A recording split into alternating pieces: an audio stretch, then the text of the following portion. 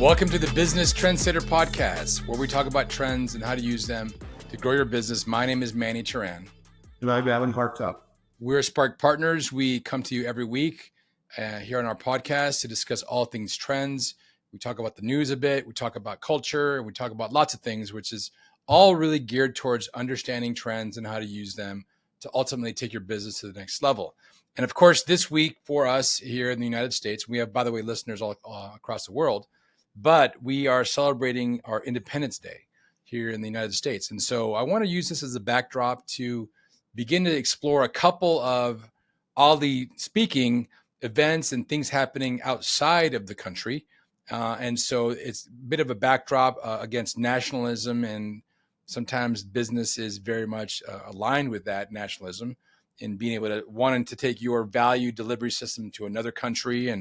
And so let's start off with the discussion of both Starbucks and Domino's that went out to Italy. We'll pick Italy as an example, and basically had a miserable business opportunity or that collapsed. And then we'll go and we'll talk about how real estate is really tanking in Asia, in particular China and Japan. So let's kick it off talking about Italy, Adam. Well, sure. So, yeah, to much fanfare, both Domino's and Starbucks decided that they would move into Italy back in the teens. And, there was kind of like, I think a lot of people sat back and said, are you sure that's a good move? They thought they were quite confident that it would be successful, got good PR about it. And now that they've both been out of 7 to 9 years, it's turned into a pretty serious failure, I would say. Domino's is giving up completely. They're walking away now, they've announced. And Starbucks has managed to open a whopping 20 stores. And the only one that's making any money is the first one they opened in Milan. The rest of them aren't even making any money. And to compare that, I looked up, there are 16,340 Domino's stores in the United States. There are 6,800 in China. There are 1,870 in Korea and 1,750 in Japan. So I thought that was pretty remarkable. Even Germany, even France has 250 and Germany has 150. And so the fact that Starbucks has done so poorly is a pretty serious failure on their part. Yeah, I think it goes down to the idea of knowing your customer. I don't know if they knew their customer, who are they walking into. I mean, if you know any Italians that are, from Italy, or I have lots of friends that are Italian, and they're very proud of their pizza. They're very proud of their heritage. They're proud of their coffee. And it just made no sense to have these giant, they're now international companies moving into a culture that they didn't fully understand. Well, yeah, and I think it's a good lesson here for our listeners is to go back and remember what's your value proposition or what's your value delivery system. And every time you're going to go after customers, you have to provide value, right? You have to have a value proposition. I'm doing something for you. I'm helping you accomplish something, and I'm helping you accomplish something in a better way, a faster way, so that you will want to use this solution. Unfortunately, what we see, the great example of this not being what people do is the franchise industry. In the franchise industry, they figure out how to open a restaurant or an auto body shop or a muffler replacement shop, and they say, okay, this is how to run this kind of a shop, and then they want to rubber stamp it over and over and over again. That's what the franchise business is about. It's replicating the value delivery system. So the point here is that whenever a franchise says, I'm going to go do more, they just want to extend their value delivery system. They don't really say, what's the value proposition anymore? So you can buy, if you want to be a franchisee, you better be really, really smart that you're buying a franchise that really does fulfill the value proposition. In the case of Domino's, for example, there's a company I know really, really well because of the history I had at PepsiCo and old Pizza Hut. And I ran business development for the restaurant division. And the largest part of that at the time was Pizza Hut. It was that Taco Bell, and later we bought Kentucky Fried Chicken. But anyway, in that business, if you took a look at it, what happened, Pizza Hut had these buildings that we called Red Roofs, and people went to a Pizza Hut and we sat down and you ate a pizza. Domino's was the one in the United States that said, well, what about delivery? They'd seen that people took delivery in more urbanized areas. New York was very popular to have a pizza delivered. it back all the way back into the 70s and 80s, early 80s. And so what Domino's said was, you know what, there's a whole value to be built around just delivery. And if you thought about it for a while, you'd see, okay, if I wanted to go out for dinner with my spouse and I had small children, I hired a babysitter, then if I left for $20, I said you could order a pizza delivered in, that she's there, she's with the children. And I'm just chic, so those days a little bit dominated by babysitters with mostly females. Then she could have that pizza brought in, never have to leave the kids, never have to leave the house, unlock the door, only get the pizza, have it delivered. She's not going to get the car and drive somewhere. That's the key, right? And then also, if you're watching a football game and you want to have something to eat, you don't want to get up, drive to come back. There's 10, 15 minutes of the game. No, big things can happen in that period of time during the game. So what happened, Domino's, so we're going to target that experience. We're going to target the delivery. And for years, their pizza really wasn't very good, but nobody cared. It wasn't about the pizza being good. There was something to eat, and it was delivered to your house. And this guy, the guy who founded the company, is named Tom Monahan, and he became very, very wealthy because he figured out this formula for how to make really cheap pizzas and deliver them. And it was a really, really cheap pizza. You know, they didn't make their own dough. It was made off-site. It was brought in, thought out. And just everything they did about it was you could make a pizza really inexpensively because they knew the cost to deliver it was the biggest part of the component of their cost. So to make it work, they had to deliver it cheap. And then they figured out they had to do it fast, so they figured out how they could make the dough a little thinner, and they could use ingredients so the dough could faster, so they could get out an oven in 10 minutes and give them 20 minutes to get it delivered to your house. So they invented the term 30 minutes are free. The whole idea here being, if you want pizza, you're going to have it for 30 minutes at your doorstep or free, right? That was about delivery system. Very powerful, very successful in the 1970s, all the way through the 80s and 90s. Extraordinarily powerful. Well, then what happens, you turn the century, and we get into the 2010s, and they think, okay, everybody still wants this value delivery system. Well, the United States became ubiquitous. There's Domino's everywhere. So it kind of got used to buying it. It was, the way to do. And they expanded the product offering some, and they did improve quality some. But whenever they start to go to a new market, you have to sit there and say, is that still a need? Do people have that need? So you're going to get to a place like Italy, and it's not just Italy, though, but it's a caricature, because here what happens, they go in there, and then they're pretending like people in Italy can't get a delivered pizza. Well, the reality was that every single pizzeria, not every single one, that never did a poll, but a lot had somebody there who owned a scooter. Yep. And so all they had to do was make the pizza, put the scooter in a box on the back of the scooter, and some guy or gal could run this over to somebody's house or apartment very, very quickly. So delivering a pizza was already something that was done super easy. It was part of the known world. And of course, when the pandemic hit, everybody in Italy delivered, just like everybody in the United States got into delivering. And so, where we had Uber Eats and all that, they had Deliveroo and some other brands, but you could get your product delivered. And Domino's didn't come in and say, oh, here's something new, here's something special, or something you can't get. They didn't say, well, here's a dessert you're not used to, or something you would get from Domino's that you couldn't already get. They just thought that somehow being Domino's with their delivery system, they would just be successful. And that's the big fallacy that I think a lot of people have. And that's what happens with Starbucks too. Well, I was a huge fan and investor in Starbucks. It went clock back about 20, 25 years ago. They made movies, they made Aquila and the Bee, they were in a lot of different businesses. But then when the CEO came back, the founding CEO, he called those businesses out, just focused on one thing, and that was the coffee shops and making the coffee. And so in doing that, he did a focus on your core strategy. And of course, Starbucks overpopulated the number of stores in the United States.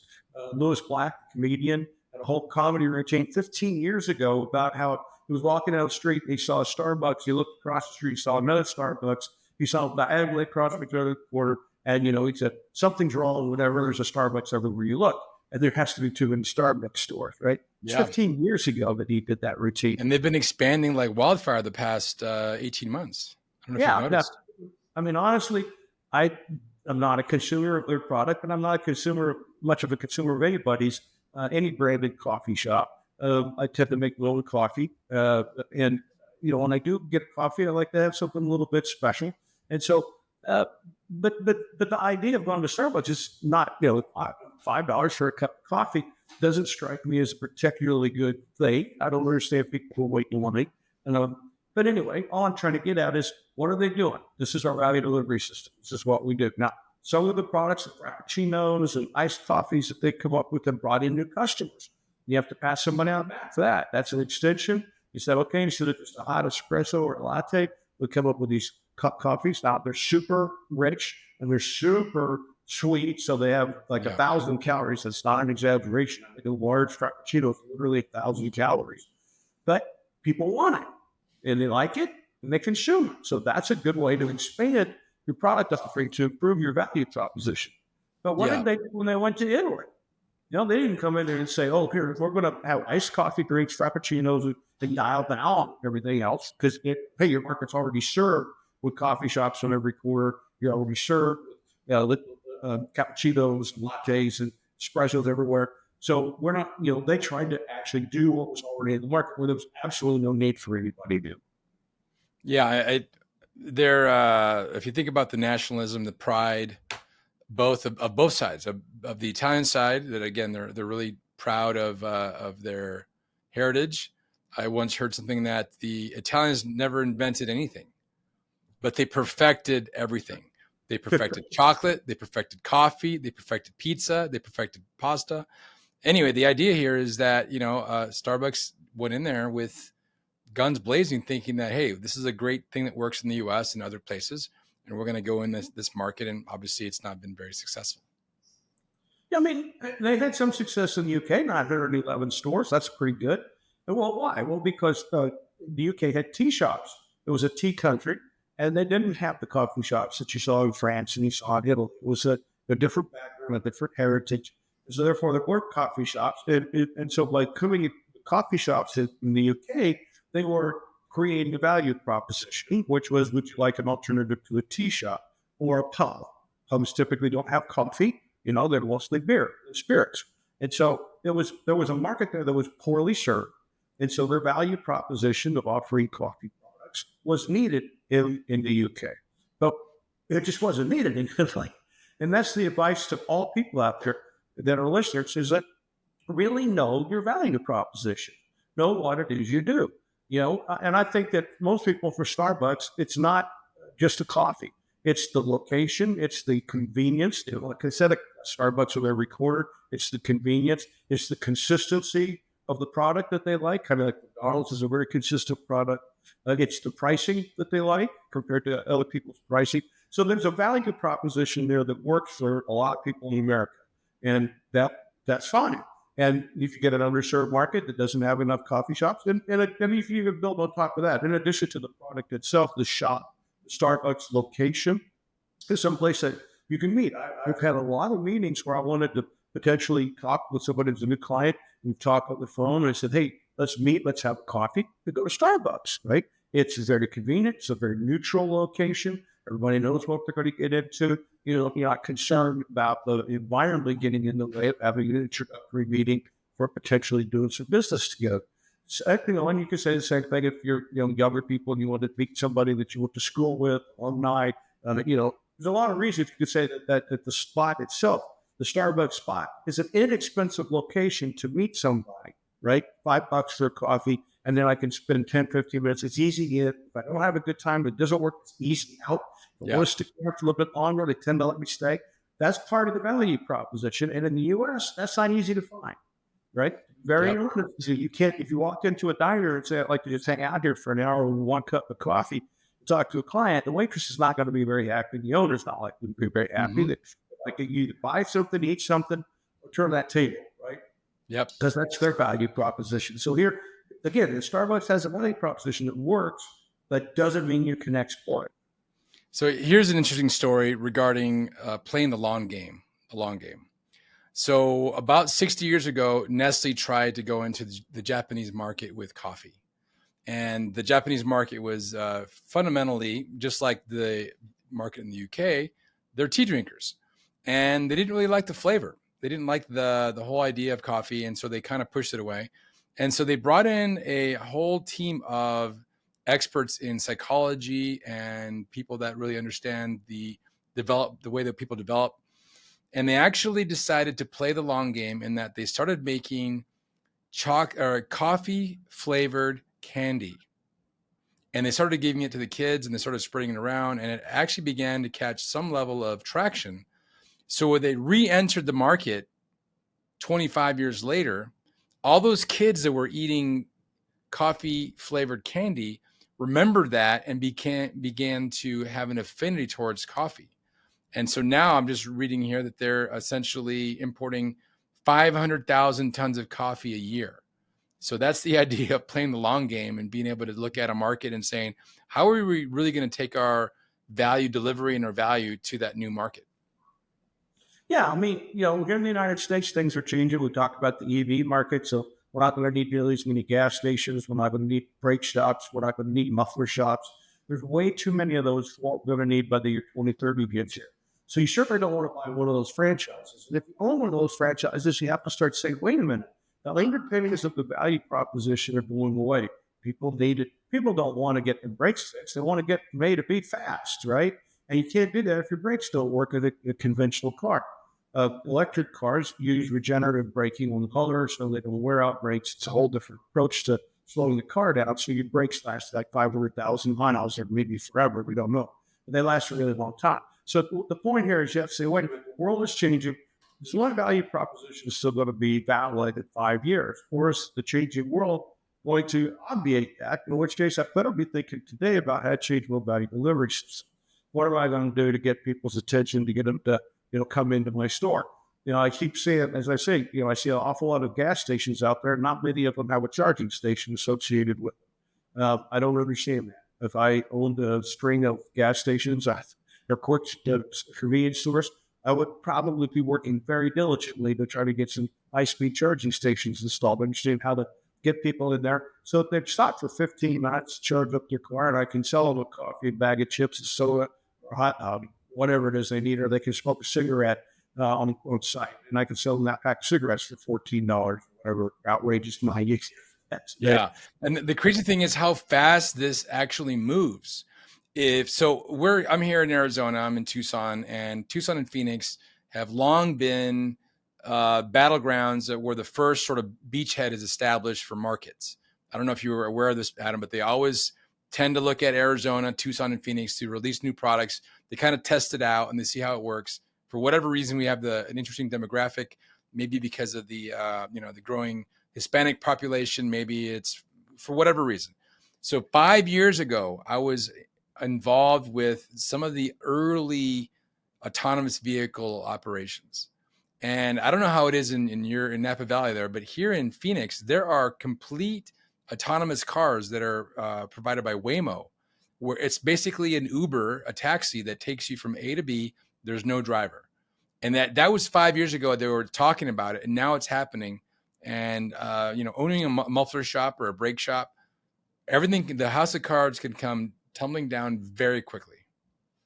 So I think as we're pushing this story for our listeners, you got to know your value proposition. What do you do for the customer? What's the value they get out of what you do? And then how you implement it, your value delivery system. So, for example, Domino's and delivery, the whole thing was built around a store that made really fast pizzas that you could deliver to someone's home. Well, along came the internet, along came Deliveroo and Uber Eats, and people that could manage taking an order and getting it delivered to somebody's house. And you didn't have to have the store own the vehicles. They didn't have to own the delivery mechanism. So it changed the marketplace. It's a new value delivery system. And that new value delivery system allowed an awful lot of other people to get in the business selling food to someone that could be delivered to their home. So in Domino's case, they survived.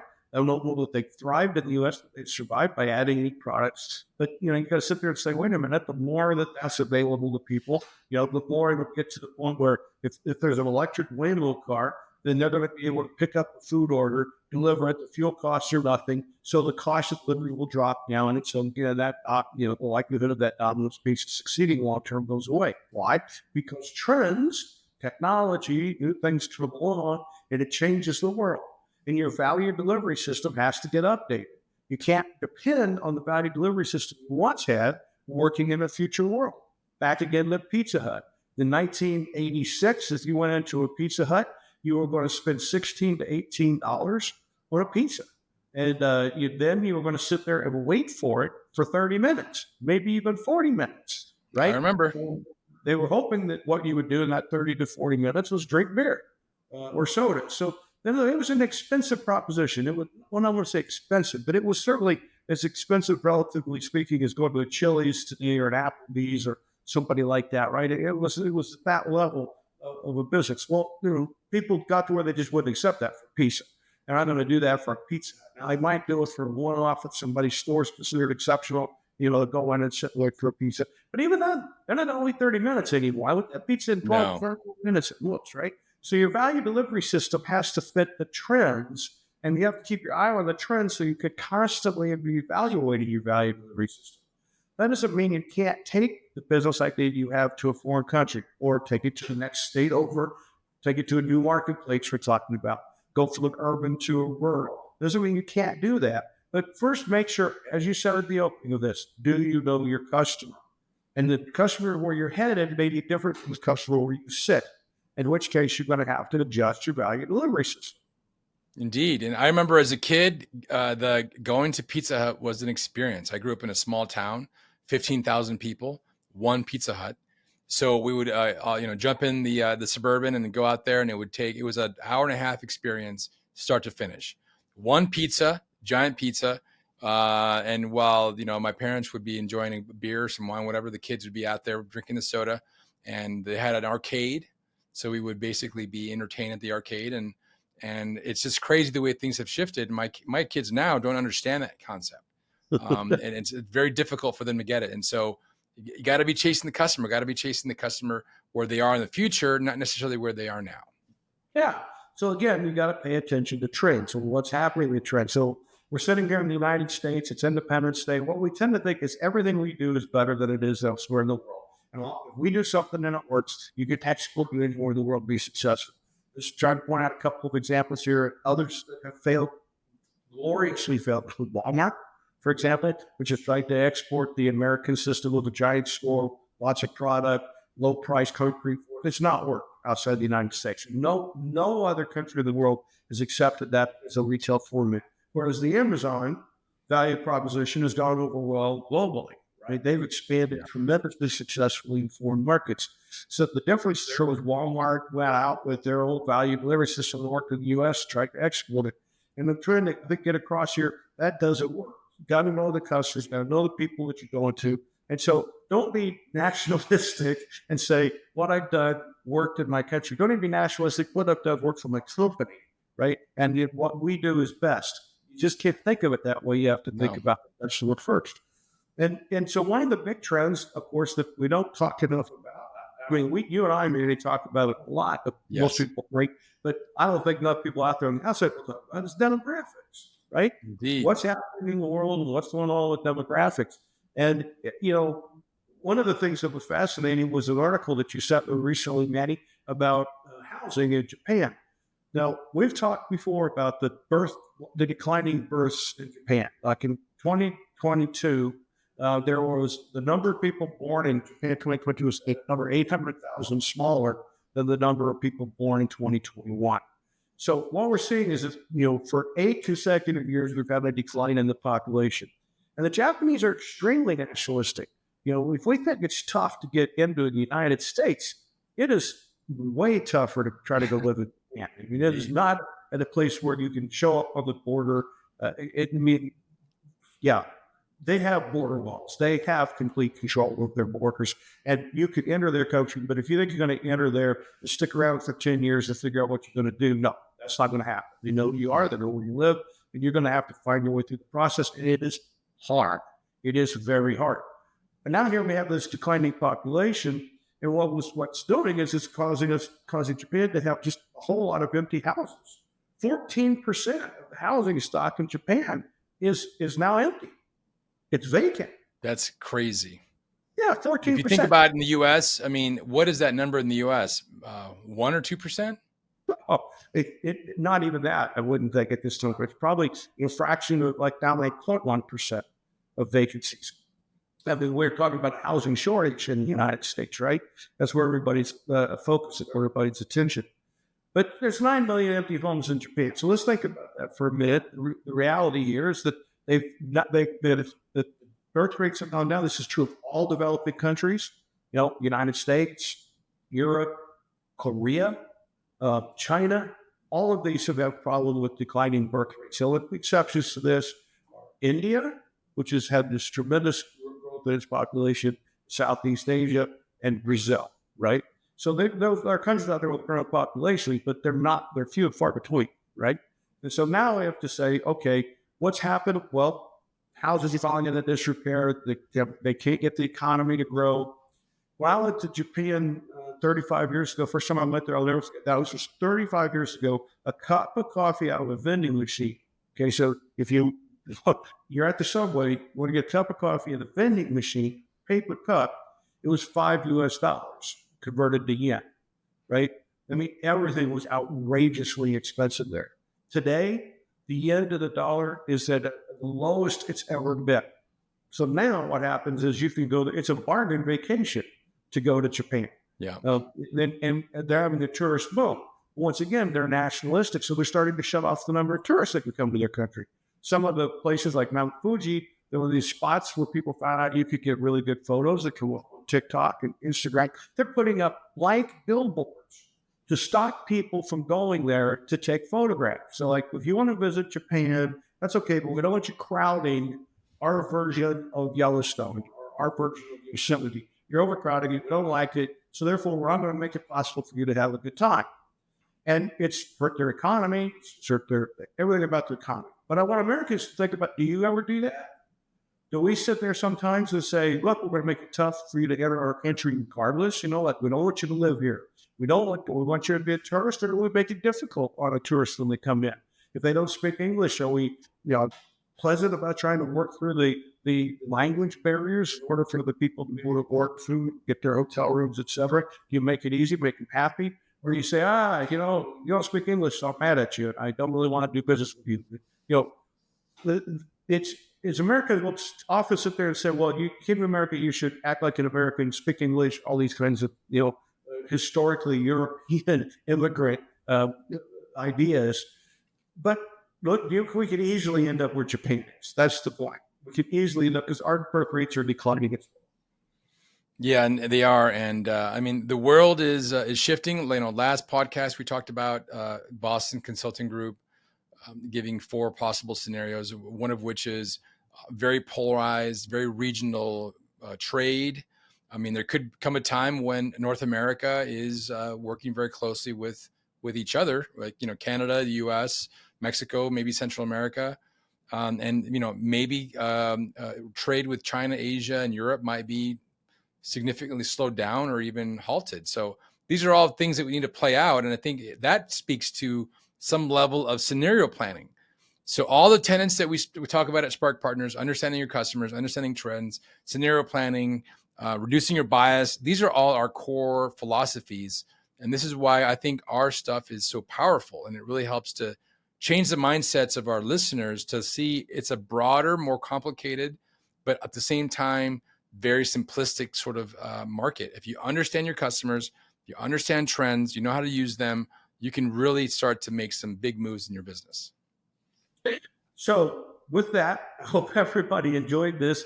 I do have had a good Independence Day, but at the same time, I hope your eyes are wide open to the fact that we live in a global world and there are global trends. And if you don't pay attention to them, it can be very painful. On the other hand, if you do pay attention to them, you can see a world of opportunity. God bless America. Thanks, Adam. Cheers.